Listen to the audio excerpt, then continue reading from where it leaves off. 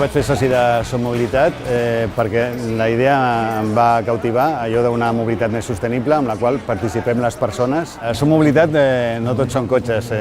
Nosaltres estem fomentant la mobilitat sostenible en bicicletes, transport públic, que la gent s'organitzi i de cada grup local, de cada barri, surtin iniciatives de foment d'un transport molt més sostenible. És fer que la unió es converteixi en una força.